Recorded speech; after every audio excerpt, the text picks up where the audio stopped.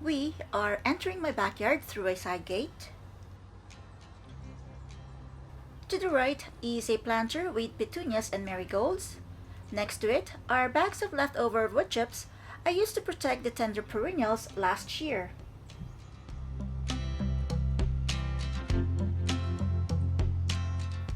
This is a clematis that produces pink flowers.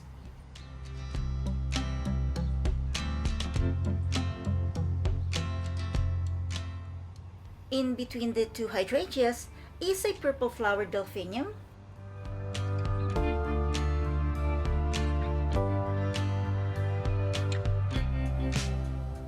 There are quite a few hydrangeas in this garden, which you will notice later as we proceed with the garden tour. In between the first few hydrangeas are delphiniums with purple and blue flowers.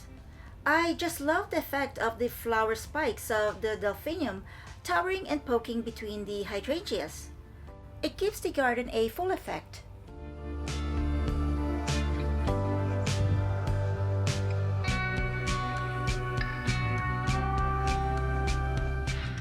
The upper right plant is a Winecraft Gold Smoke Bush from Proven Winners. The bottom plant is Sedum, also known as Stonecrop.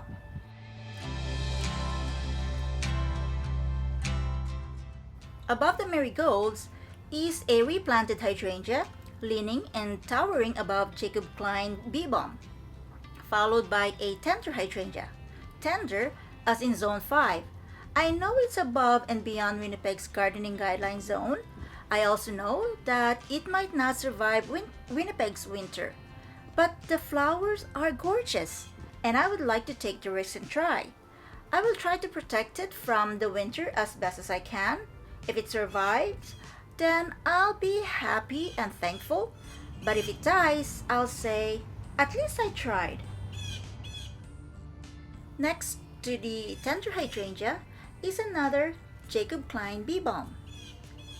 Next to it is a Sonic Bloom Pink Weigela from Proven Winners. According to Proven Winners website, Sonic Bloom Pink Weigela is a reblooming weigela with loads of hot pink flowers in May, followed by waves of blooms until frost.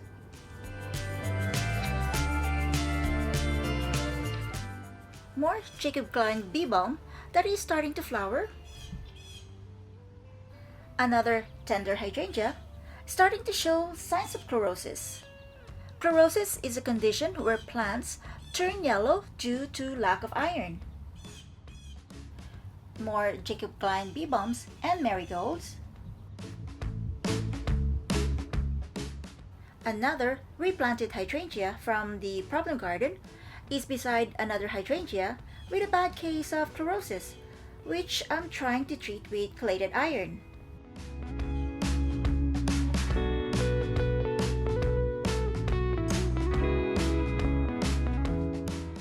Let's move on to other areas of the garden.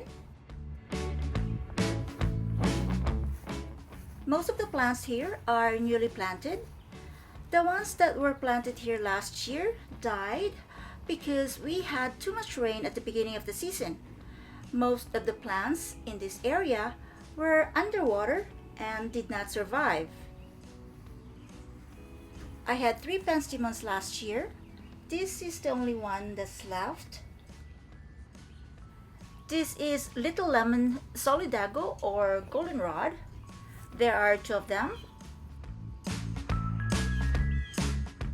These 2 are Maltese Cross.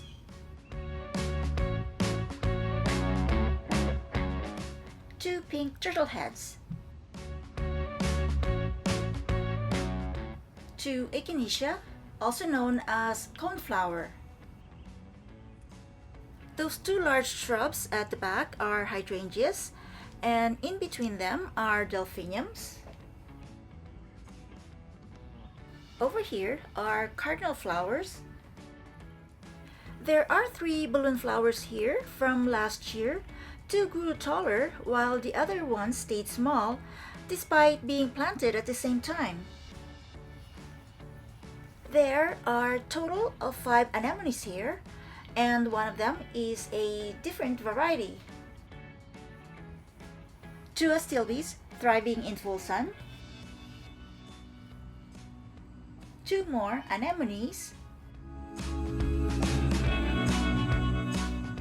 Next to the hydrangea are 2 purple clover roots, followed by ruby spice summer sweet. Down here is a dying hydrangea that I'm trying to resuscitate. It suffered from too much water.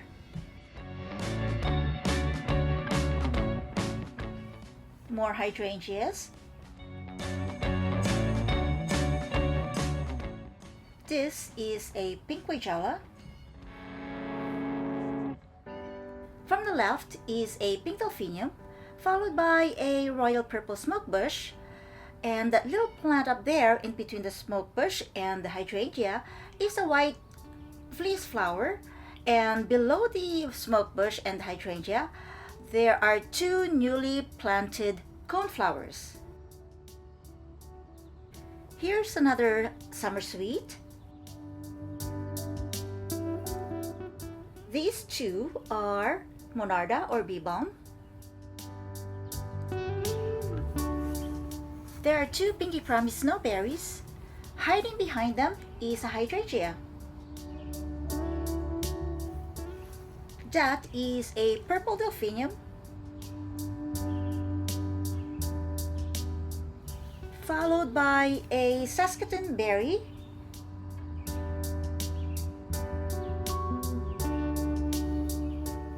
below the Saskatoon berry are 2 purple veronicas, also known as speedwell, that are still in pots. Under the lemon lace elder from Proven Winners are plant stamens that just finished flowering, which I'm going to replant closer to the fence later. These are agastache, which I started from seed this year.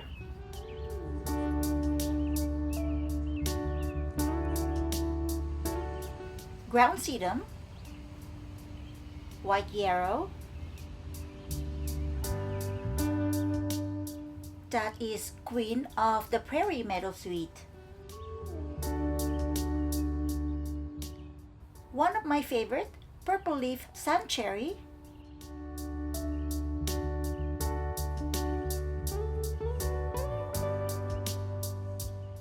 See how bright the new leaves are? So pretty.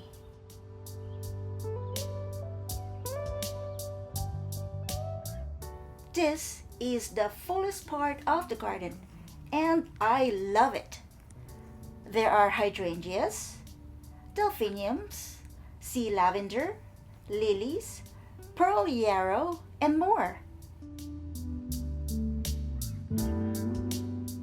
We are now about to enter my vegetable garden.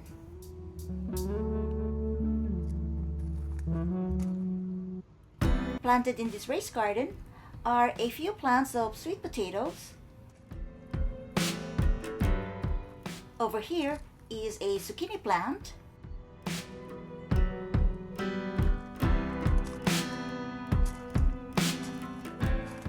Planted here are 3 varieties of tomatoes. In this planter are 2 kinds of spicy pepper and bell pepper, and in between are onions and marigolds. Eggplants are planted in those individual planters along the fence. Over here, there are onions and yard beans.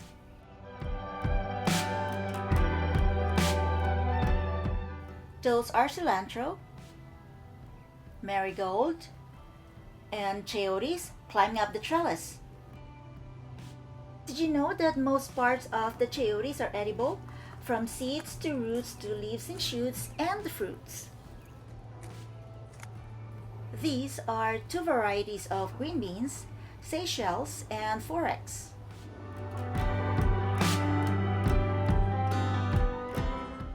Mature pods of the hyacinth beans are poisonous, but most Asians consider the tender pods as a vegetables when cooked properly.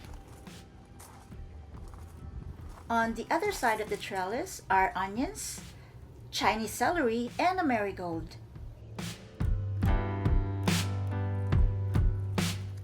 Over here are more onions, volunteer cilantro, and the two kinds of green beans. In this planter are more onions, eggplants, a marigold, and cucumbers. In this planter are melons and Italian parsley. The planter next to it has watermelons and carrots.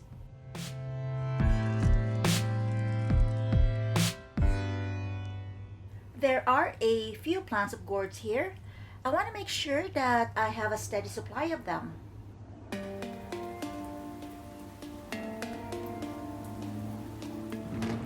On the other side of the trellis are more onions, a marigold, and some curled parsley that I seeded which hasn't sprouted yet. Before we leave the vegetable garden, I want to show you some of the shrubs and plants here. That's salvia, and there's monarda behind it. This is 9-bark diablo. Behind it is phlox and hydrangea over here, and phlox again behind the diablo. That's strawberry, goldenrod, more marigolds for aiding pollination and pest control, and goji berry.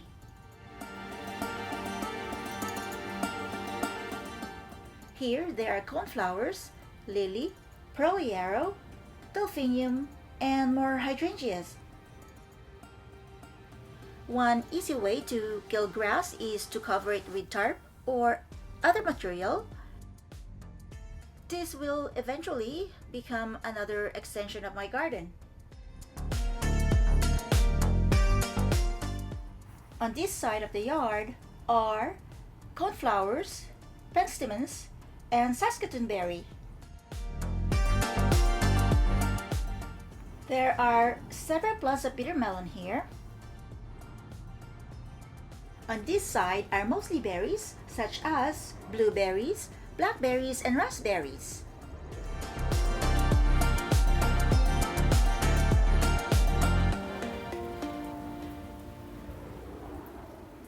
These are young bitter melon plants and a volunteer green bean plant. Sweet potato vines, coreopsis, blue delphinium and basil, more sweet potato vines, Malabar spinach. I seeded quite a few water spinach plants, but only 3 have sprouted. This is a hardy kiwi vine.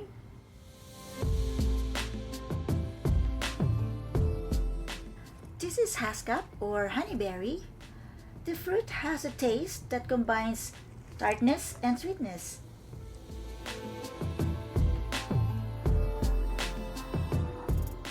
Another haskap or honeyberry. I'm looking for fruit. I think my cousin has harvested most of it.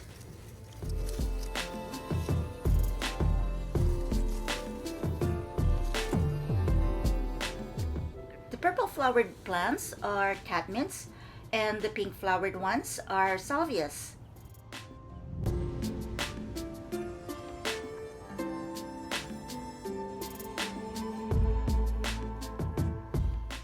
This is a quick fire tree hydrangea.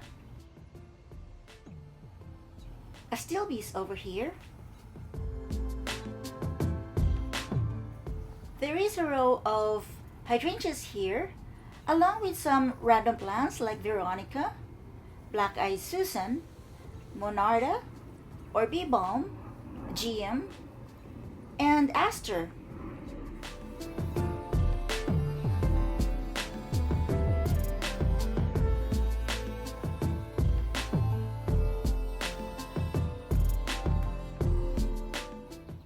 Pinky Promise Snowberry,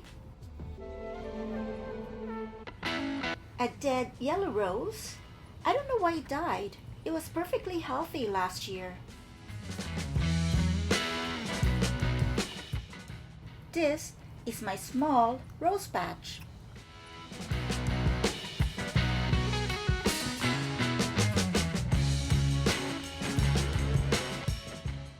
There is one pot of sweet pea waiting to be planted to replace the dead ones.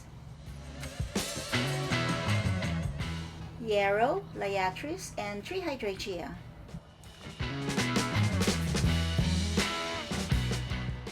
This was the problem garden. It is now raised, but I accidentally broke the sprinkler while spreading the soil. My husband dug it up to expose the sprinkler pipe so he can properly fix it. These two are coneflowers.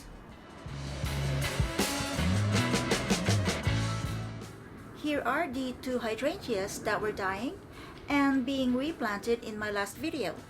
They are doing well and have started sprouting new leaves. This is a summer crush hydrangea. This one is edelweiss. These are geums and echium. These two are mock orange shrubs. Their flowers don't last long, but they smell like lemony orange. And here is an Annabelle hydrangea. Down here are astilbes, Jacob's ladders, and creeping thymes.